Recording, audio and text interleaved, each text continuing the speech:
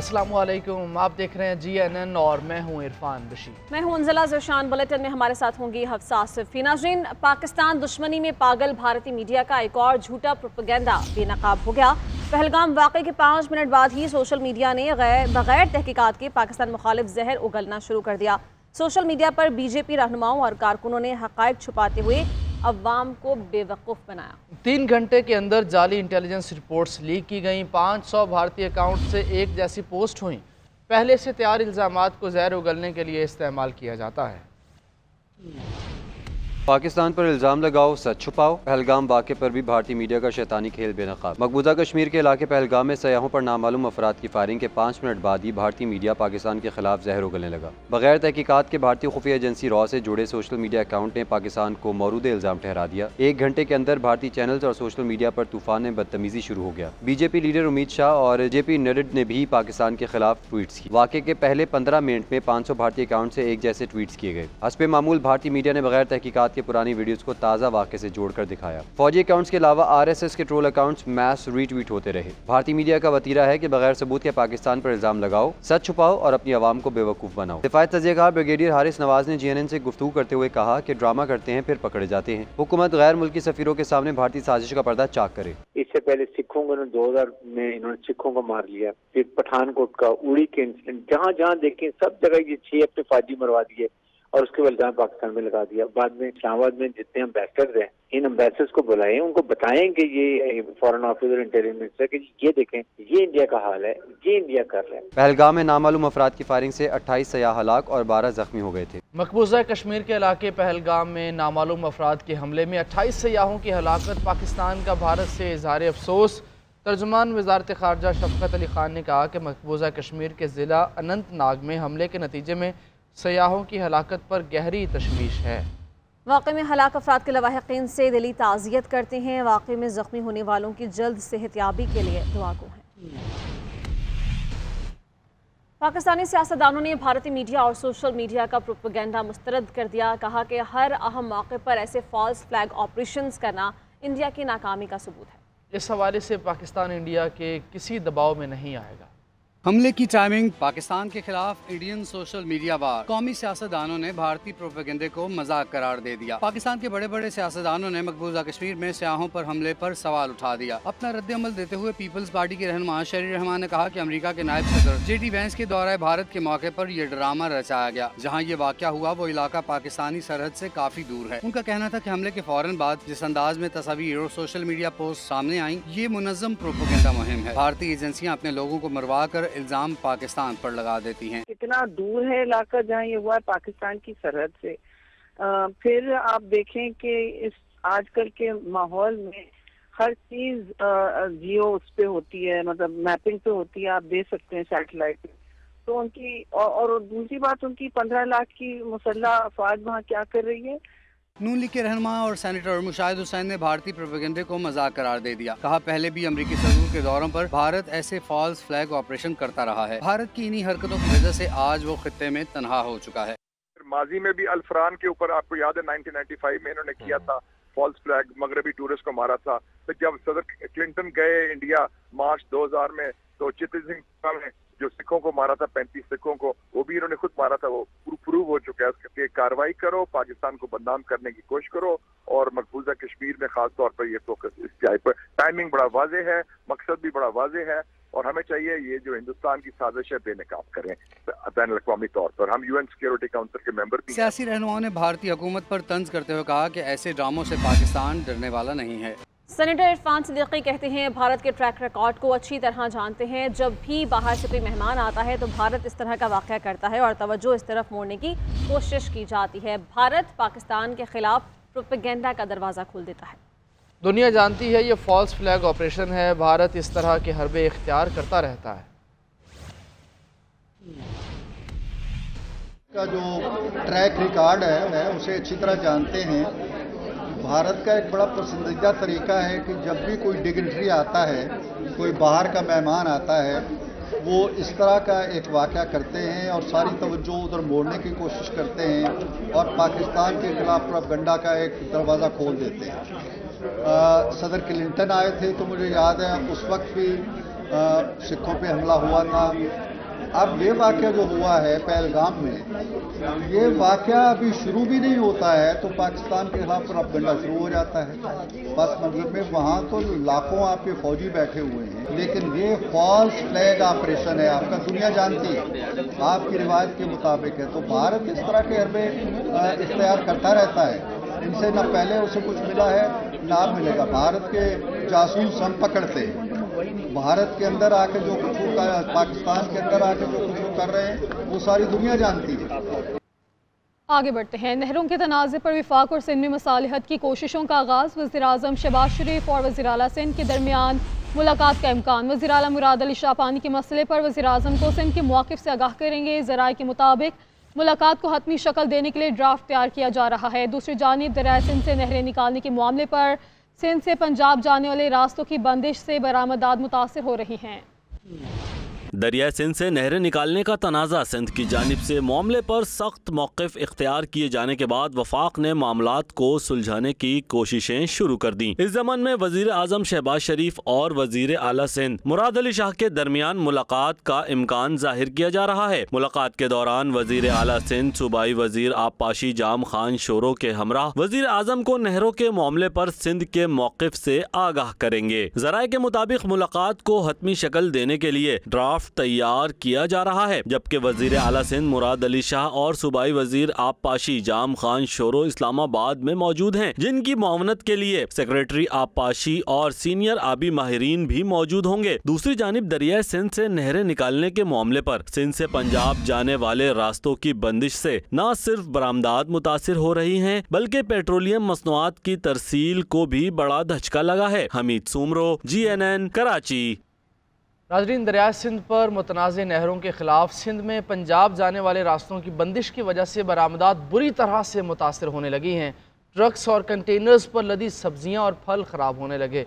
कराची की मंडियों के लिए लाए जाने वाले मवेशियों की हालत गैर हो रही है। आप ये रिपोर्ट देखिए।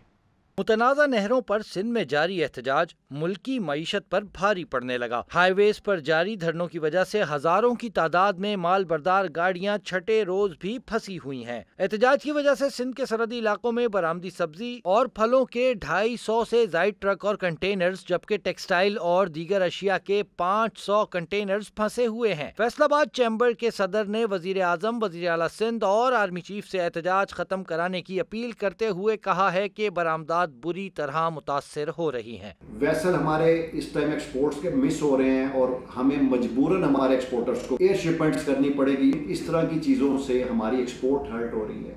हमारे इंपोर्ट के कंटेनर इस टाइम जो पोर्ट पे जो हमारी ज़रूरत थी रॉ मटेरियल्स की, वो वहाँ पर स्टक हुए पड़े हैं। तो मेरी आपसे दोबारा मुतबाना गुजारिश है कि बराए मेहरबानी इस मसले को फौरी तौर पर हल करें। दूसरी जानिब रास्तों की बंदिश की वजह से पंजाब के मुख्तलिफ शहरों से आने वाले मवेशियों के ट्रकों की भी कतारें लग गई हैं। व्यापारी परेशान हैं, कहते हैं मवेशियों की हालत खराब हो रही है। एहतजाज की वजह से पेट्रोलियम मसनूआत की तरसील भी मुतासिर हो रही है। Oil companies advisory council Karachi, Larkana और सक्खर में एहतजाज के बाइस 800 ऑयल टैंकर्स फंसे हुए हैं, जिससे अंदरूनी सिंध और पंजाब में पेट्रोलियम मसनूआत की किल्लत का खदशा है। नहरों के मामले पर पीपल्स पार्टी रहनुमाओं की पंजाब हुकूमत पर तनकीद। नदीम अफजल शह ने कहा कि पंजाब की अरबों की ज़मीन बेच दी, फिर भी खुद को पंजाब का वारिस कहते हैं। चौधरी मंजूर अहमद ने कहा कि सदर ममलिकत ने नहरों की मंसूबे की मंजूरी नहीं दी। ये वाहिद मंसूबा है जिस पर रिवर्स इंजीनियरिंग की जा रही है। गवर्नर पंजाब सरदार सलीम हैदर और स्पीकर सिंध असम्बली अवैस कादिर शाह ने मंसूबे को ख़त्म करने का मुतालबा कर दिया है।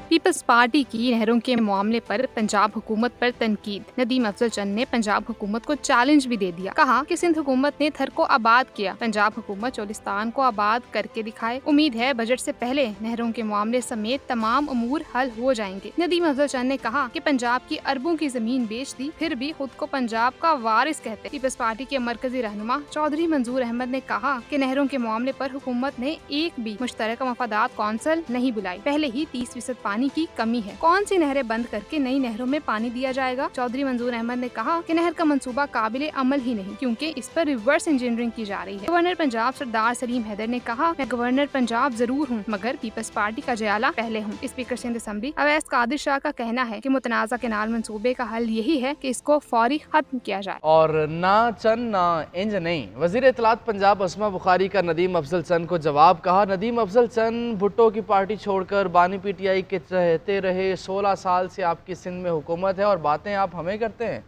सिंध के हारियों की कोई हमदर्द नहीं, खुद ही नहरों का इशू बनाया, खुद ही उस पर सियासत की और खुद ही जलसे किए। हम तो सिर्फ सुन रहे हैं मगर बाज़ औक़ात बात बर्दाश्त से बाहर हो जाती है। चंद साहब ने मुझे आज याद किया, उनकी बड़ी मेहरबानी। लेकिन वो भरत का एक बड़ा अच्छा जुमला, ना चंद भुट्टो की पार्टी छोड़ के इमरान खान का चहेता और कैबिनेट मेंबर रहा हो, वो दूसरों को बातें करेगा, ना चंद एंज नहीं। बहुत सख्त जवाब पास है चंद साहब को देने के लिए, लेकिन मैं अगली दफा पे उसको केनाल का इशू बनाओ, खुद ही उस पर सियासत करो, खुद ही उस पर जो है वो जुलूस निकालो, खुद ही उसके ऊपर जो है वो तकरीरें करो, खुद ही जलसे करो। हम तो बेचारे सिर्फ सुन रहे हैं। 16 साल से बिला शिक्कत खैर आप सिंध में हुकूमत करें, बस सवाल हमसे पूछना चंद साहब एंज नहीं। हमारे पंजाब के लोग जो रहते पंजाब में हैं लेकिन केस उनको सिंध का लड़ना है, तो उनको जरा किसी दिन पूछिएगा, पंजाब के अंदर रहते हैं, कभी पंजाब की बात करेंगे आप? आपकी अपनी हुकूमत जिस हुकूमत को आप डिफेंड करते फिरते हैं, उसने आज का काश्तकार के लिए क्या किया है? पहले सिंध हुकूमत से जवाब लेके आए, फिर हमसे जवाब मांगे। हुकूमती कारकर्दगी में बेहतरी के लिए कमेटी तश्कील, निज़ाम के इस्लाह के लिए वज़ीर ख़जाना को कमेटी का कन्वेनियर मुक़र्रर कर दिया गया है। वज़ीर-ए-आज़म ऑफिस के जारी करदा नोटिफिकेशन के मुताबिक कमेटी में वज़ीर तवानाई, वज़ीर मौसमियाती तब्दीली, चेयरमैन FBR समेत दीगर भी शामिल हैं। कमेटी तमाम इदारों में जदीद निज़ाम के नफाज का जायज़ा लेगी। कमेटी कानूनी और इंतज़ामी तब्दीलियों की ज़रूरत का तयन भी करेगी। कमेटी 30 दिन में अपनी रिपोर्ट वज़ीर-ए-आज़म को पेश करेगी। पंजाब की आवाम की ज़िंदगियों में आसानियाँ और बेहतरी लाना मेरा ख्वाब है। नवाज शरीफ की क़यादत में पंजाब को तरक्की की राह पर गामज़न कर चुके हैं। वज़ीर आला पंजाब मरीम नवाज़ की फैसलाबाद डिवीज़न के अरकान से मुलाकात में गुफ्तगू। कहा, पाकिस्तान के अवाम की खिदमत करना नून लीग का काम है, अवाम से किए वादे पूरे करेंगे। अरकान असम्बली ने सूबे में रिकॉर्ड तरक्याती काम शुरू करवाने पर शुक्रिया अदा किया। महंगाई में कमी लाने और अपना घर मंसूबा शुरू करने पर वज़ीर आला को खराज तहसीन भी पेश किया गया।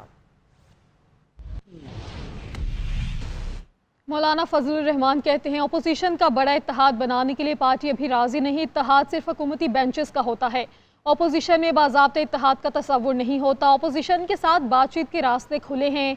JUI के प्लेटफॉर्म से सियासी जद्दोजहद जारी रखेंगे। मुस्तकबिल में ज़रूरत हुई तो अपोजिशन के साथ शराकत दारी पर पार्टी फैसला करेगी। मौलाना ने माइंस एंड मिनरल्स बिल को मुस्तरद कर दिया। PTI के साथ बातचीत 1 साल से चल रही है, उनके साथ ताल्लुकात में बेहतरी आई है।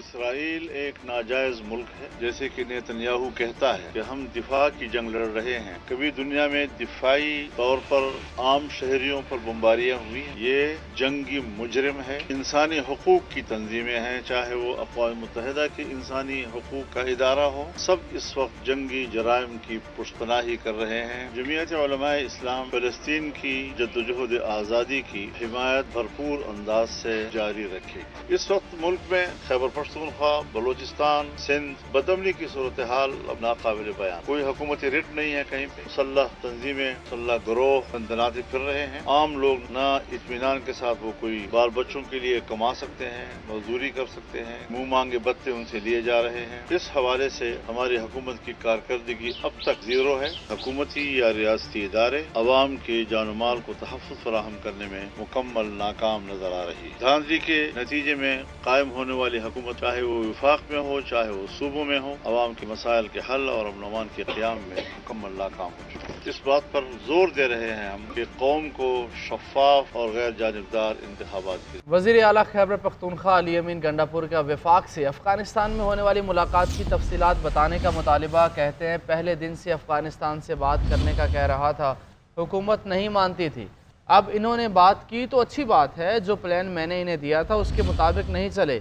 जिस सूबे की सरहद अफगानिस्तान से लगती है उसके बगैर चले गए, टाई कोट पहनकर बैठ गए, फ़ोटो खिंचवाई और वापस आ गए।